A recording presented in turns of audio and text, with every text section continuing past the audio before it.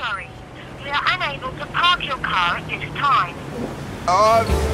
I'm Richard Wilson, and everywhere I turn, humans are being replaced by machines. It's not working properly. I need assistance. Do I?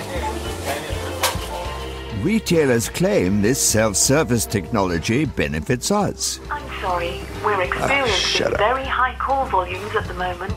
But I want to know if that's really true, or is automation wasting my time? Oh dear, have I got to listen to this for 5 minutes? Wasting my money? Will cost £2.70. Making me ill? Is it even punishing me for being Scottish? The Adventures of Tintin. The Three Musketeers. The Adventures of Tintin. I didn't catch that. I'm fed up. I don't want to play anymore.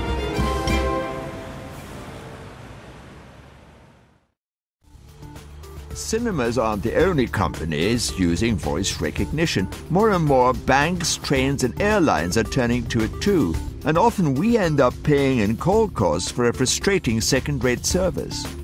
I want to know why these systems can be so problematic, so I've come to meet voice recognition expert Professor Martin Russell. He starts by asking me to speak into a typical voice recognition system. I'd like to go into Birmingham tonight and see a film called The Help, which I know is currently showing in London, and I presume it will be showing up here. So what actually came up was, so and tonight, much I would like as good as them, as time in Birmingham, and that they see The Help, which is currently showing in London, and I presume it will be showing a paper. The computer has an expectation of how every word in its vocabulary will be pronounced. And it builds that expectation by listening to recordings of lots of people speaking.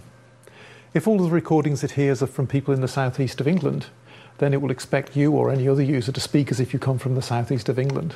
That's at the root of some of the problems you're having, I think. Voice recognition only works well if it's a voice or accent the system's used to. So this is an example of a commercial speech recognition system. Yes. Full stop. Well, that's very good. Okay, you can buy something like this on the high street for about £100. Full stop. For me, it works very well. Full stop. Well, that's amazing. Microphone off. The system's got quite a lot of things in its favour. First of all, it's heard me before, so my voice isn't new to it. Right. Secondly, I'm using the same microphone that I used before, Yes. and the microphone's very close to my mouth, so if there are noises in the room, it's not really going to pick up the noises. Could it be that the companies are not spending enough money on their automated services? I wondered what they could do. I suppose it could make them better by bigger databases. In principle, yes. If you were to record more data, so you covered more different regional accents, for example, then you would expect the performance to be better. But ultimately, we all speak differently. And in the long run term, you can't collect a separate database for every individual in the country. The problem with these voice recognition systems is that in order to work properly, they have to recognize every accent in Britain. Now, it's expensive to do that. But until that happens, these machines won't be able to cope with accents like mine. Now, that's ridiculous. You might even call it racist.